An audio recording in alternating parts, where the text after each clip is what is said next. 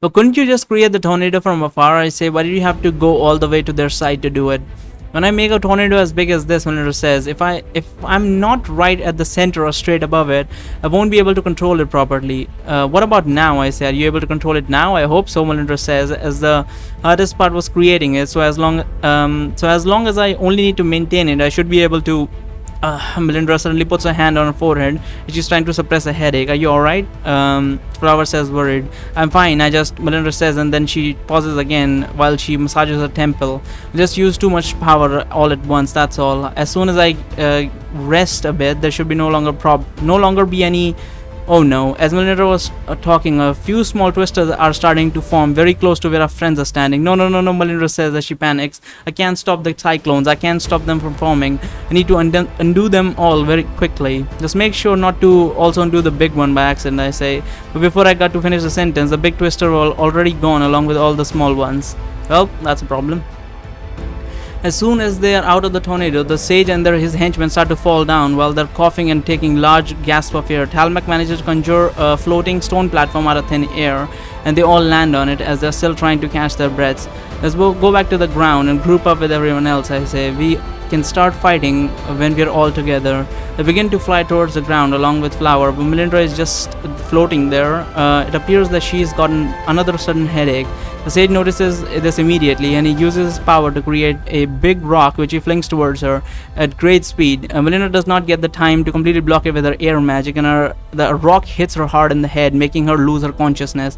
Melinda, Flower shouts. It rushes to stop her from falling. Just as the sage tries to hit Flower too, Illuna quickly casts her golden cage spell around herself and Melinda, which makes Talmak rocks break into pieces at the impact with the cage's golden bars. The fox's cage, Talmak says as he watches Illuna starting to heal Melinda while inside their floating cage. So you know of the golden fox then, I ask him. I've had more than a few run-ins with her since I came to Varathia, yes, Sage says, but now, more importantly, the situation has now changed. Meet me back down, boy. We'll have another talk. He then brings his platform to the ground along with all of his team, while I also go down and land next to Darren and others. When my feet hit the ground, I can't help but notice that the air currents around me have just calmed down, just like when Melinda cast the spell on me earlier. It appears that the currents are made in such a way that they temporarily deactivate whenever I land on the ground, and if I want to fly again, I need to reactivate them raising my arms above my head. I've changed my mind, Talmak says all of a sudden, as people are getting ready for battle. There's no need for us to fight. And what do we owe this sudden change of heart? Darren says. You owe it to the Stillwater girl up there in the sky, Talmak says. You see, I've always been fascinated by the Stillwater legends, but I've never really had the chance to see one up close. I always wanted to study them and to find out what was the source of their power was. The idea that I could ever have the chance to capture one alive seems so unlikely that I never even dared to dream that it might happen. And here I am, only a few dozen feet away from unconscious Stillwater, with the only thing standing in my way being that blasted impenetrable cage. Not impregnable, that's a whole another area. What exactly are you trying to say here? Darren says. I'm saying that I'm willing to offer you safe passage out of our camp if you hand over the Stillwater, Talmak says. All you need to do is convince your banshee friend to dismiss the cage and stop healing her. Then we'll forget this encounter ever happened, Noldren. Do we still have those collars we found in the ruins that could restrict someone's ability to cast spells? If we still have them, Noldren says. Perfect, Talmak says. Now we can chain her up and commence the experiments immediately. The tricky part will be to keep her alive while we dissect her, but I know more than a few ways to get around. Silly Cage shoots several icicles straight at the sage, while a wall of rock raises itself from the ground to defend him. As the wall crumbles, the icicles that got stuck within it fall to the ground. Talmak stared at Cage with a look of utter shock in his eyes. Have you gone completely insane? Talmak says. You would forfeit your only chance to survive just for the sake of a... Stop talking, you filth, Cage says, looking at him with an expression of pure disgust. Yeah, I haven't made myself sufficiently clear, Talmak says, start to say, adopting his usual authoritative tone. Yeah, no, I think we have heard enough, Hardrick says. He immediately rushes towards the sage at a shocking speed. The sage barely has the time to react, and he conjures another wall of rock in front of him, which Hardrick breaks in one punch. Enough, Talmak shouts furiously all of a sudden, as he makes several large spikes of a rock pop out from underneath the earth, forcing Hardwick to jump back. If you're also eager to march towards your death, then I will be more than happy to grant your wishes. I'm going to kill you all myself. I'm saving the still water for last. No, you won't, Hardwick says with a grin as he makes another lightning fast rush towards the sage. He attacks him with a flurry of blows, while Talmac is struggling to create enough walls to keep up with his speed. Focus my attacks on the henchmen to attack the sage together with Hardwick. I think the sage is too strong for me. I think let the elementalists deal with them. I think I'm gonna focus my attacks on the henchmen. To quickly take out my crossbow out of my back and start shooting at all of the enemies except for the sage, since I already know for a fact that the magical protection against physical damage that he's using is powerful enough to make crossbow bolts bounce right off of him. So at least seems that he already cast the same protection on his allies as well, because none of the bolts harm them in any way.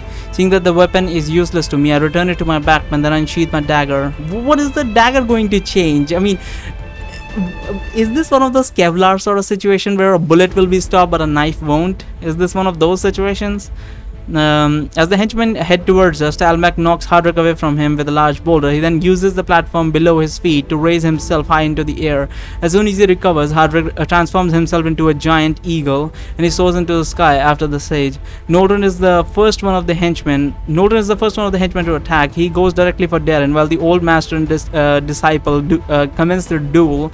Kate quickly conjures a semi-transparent ice dome around her and Layla, just in time to defend us against around me, her, and Layla, just in time to defend us against a barrage of flames coming for the two dwarves, who are apparently both fire elementalists. Don't kill them yet, the Banshee shouts. I need to have some answers. To hell with your answers, abomination, dwarf with the iPad says. You should be thankful enough that our master took you under his wing. Do not presume to think that you can give us orders. The sage is not my master, the Banshee says. We only have an agreement. I told him that I help him get Magium as long as he signed me up for the tournament. Let me pursue my own goals on the side. The very fact that Sage Talmac is letting you breathe in his presence should be more than enough of a reward for your services, says the dwarf with the scar on his face. If I were in his place, I would have killed you a long time ago. As the dwarf finishes his sentence, Kay suddenly unleashes 100 icicles that she'd been preparing in the sky all the time. She shoots them at all of the stage's henchmen, including Noldren.